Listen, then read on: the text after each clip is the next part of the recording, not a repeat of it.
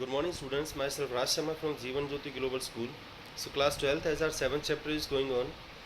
In this, today we are going to start a new unit, that is 7.7. In this unit we will talk about the senior citizen fitness test, the test which are developed for to assess the functional fitness of senior citizens. Okay, so please go through. Dear one and all, as you can see even in old age, कि न सिर्फ जवानी में बल्कि वृद्धावस्था में भी people want to be fit, अपने आप को स्वस्थ रखना चाहते हैं and be able to continue do their work without pain as long as possible, और अपने काम को उसी तरीके से उसी चुस्ती फुर्ती के साथ करना चाहते हैं बिना किसी दर्द के, और जितना ज़्यादा से ज़्यादा संभव हो सके उतना. It requires proper fitness regime during the old age, और इसके लिए वृद्धावस्था में भी पूरी तरीके से फिट रहने की आवश्यकता होती है. इन द बिगिनिंग, शुरुआत में, there were not enough test to assess functional fitness, शुरुआत में ऐसे टेस्ट नहीं थे, ऐसे परीक्षण नहीं थे जो वृद्ध लोगों की कार्य करने की जो पुष्टि होती है उसे उसका आकलन कर सकें. This test is also known as Fullerton functional test of senior citizen. इस टेस्ट को फुलरटन कार्यशैली परीक्षण के नाम से भी जानते हैं वृद्ध लोगों के. Rikli and Jones develop the senior citizen fitness test in 2001. Rikli and Jones ने वृद्ध लोगों के ये जो पुष्टि का जो परीक्षण जो टेस्ट था इसे 2001 में विकसित किया था. This test has prove to be beneficial for senior citizens, और यह जो परीक्षण है वृद्ध लोगों के लिए बहुत फ़ायदेमंद साबित हो चुका है. It helps the early identification of at risk participant. इससे क्या होता है कि वृद्ध लोगों के आकलन करके उन्हें पहले ही पता पड़ जाता है कि कौन सा वृद्ध बीमारियों के खतरे पे है, उसे क्या खतरा है. अलॉन्ग विद दिस, और इसी के साथ, it is significant to plan safe and effective physical exercise programme for senior citizen because individuals health and fitness level can be known better with the help of this test. और इसी के साथ यह जो टेस्ट है वृद्ध लोगों के लिए, ये जो शारीरिक शिक्षा के और जो खेलों के जो प्रोग्राम है उन्हें उनका प्लान करने में, उनकी योजना बनाने में बहुत प्रभावशाली और बहुत सेफ रहता है. क्यों? बिकॉज इंडिविजुअल्स हेल्थ, क्योंकि व्यक्तियों की जो फिटनेस का लेवल है उन्हें वो पहले ही बहुत अच्छे तरीके से पता पड़ जाता है. इसमें पहला नंबर आता है ये चेयर स्टैंड टेस्ट का.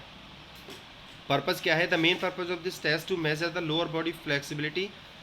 इस टेस्ट का मुख्य उद्देश्य वृद्ध लोगों के निचले शरीर के निचले हिस्से की जो लचक है उसके बारे में उसका आकलन करने के लिए होता है, मापने के लिए होता है. Particularly the strength of legs, मुख्य रूप से किसी व्यक्ति के टांगों की, जो पैरों की जो फ्लेक्सिबिलिटी है, विच इज़ यूजुअली रिक्वायर्ड, जो कि आमतौर पर जिसकी आवश्यकता होती है वेरियस टास्क, अलग अलग कार्यों को करने के लिए, जैसे कि क्लाइंबिंग स्टेज, सीढ़ियाँ चढ़ने के लिए, getting in and out of vehicles, गाड़ी से बाहर निकलने और गाड़ी में बैठने के लिए, बाथटब में जाने के लिए और चेयर पे बैठने के लिए. इक्विपमेंट्स रिक्वायर्ड, क्या क्या उपकरण चाहिए?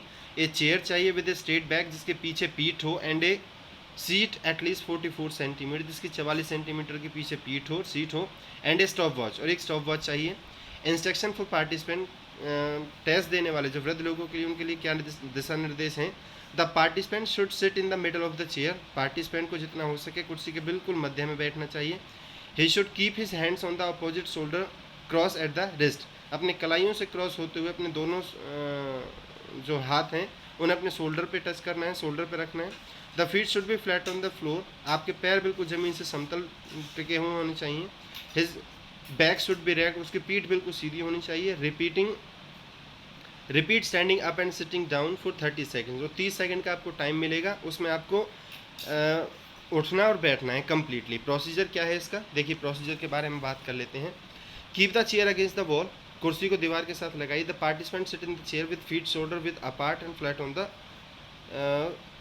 On the floor. ऑथर क्या कह रहे हैं कि जो पार्टिसिपेंट है वो कुर्सी से अपनी कमर लगा के कुर्सी पे पीछे बैठेगा और अपने पैरों को समतल रखेगा, ज़मीन पे ज़मीन से टिका के रखेगा, और दोनों पैरों के बीच में अपने कंधों की चौड़ाई के बराबर उसके पैरों में गैप होगा. The arm should be cross at the wrist. आपकी जो हाथ है वो कलाइयों से क्रॉस होने चाहिए, एक दूसरे को क्रॉस करते हुए होने चाहिए. And held close to the chest, उन्हें अपनी जो सीना है उसकी छाती है उसके नज़दीक रखना है. फ्रॉम द सिटिंग पोजीशन, बैठने की अवस्था से participant should stand up completely. जो पार्टिसिपेंट है, टेस्ट देने वाला है, वो पहले पूरी तरीके से खड़ा होगा. And then sit down and the start of the signal. जैसे ही सिग्नल स्टार्ट होगा, स्टार्ट का सिग्नल होता है, दिशा निर्देश मिलते हैं, तो पार्टिसिपेंट कम्प्लीटली खड़ा होगा और कम्प्लीटली बैठ जाएगा, और यही उसे 30 सेकेंड तक रिपीट करना है. Count the total number of chair stand, वो कितनी बार चेयर से खड़ा हुआ है वो सब काउंट करके रखना है. In case of the participant completed a full stand, मान के चलो एक ऐसी अवस्था आती है कि किसी पार्टिसिपेंट ने पूरे तरीके से वो खड़ा हो गया फ्रॉम सिटिंग पोजीशन, बैठने की अवस्था से. When the time is finish, और तभी उसी टाइम जो टाइम कीपर है वो टाइम ख़त्म करने की मतलब निर्देश देता है। Then stand is counted in the total, तो उसका वो जो उसका जो कह सकते हो एफर्ट है वो भी उसका टोटल में काउंट होगा। स्कोरिंग कैसे करते हैं इसकी? The score is the total number of completed chair stands during the given 30 seconds. Author क्या कह रहा है कि उस 30 सेकंड के टाइम में उसने कितनी बार चेयर स्टैंड किए, वो सब उसका काउंट करके रखना है।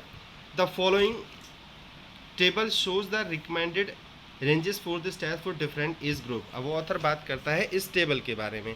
तो इस टेबल में वो क्या दिखा रहा है कि मेंस के लिए और वोमेंस के लिए दोनों के लिए अलग अलग तरीके की उसने टेबल दे रखी है कि कौन कहाँ स्टैंड करता है, कितनी काउंट आती है, उसके टोटल नंबर स्टैंड काउंट आती है, उसके अकॉर्डिंग उसे मार्क्स मिलेंगे। उसकी जो हेल्थ फिटनेस है वो उसका ऐसे होगा। Okay, so please go through with the video. Thank you.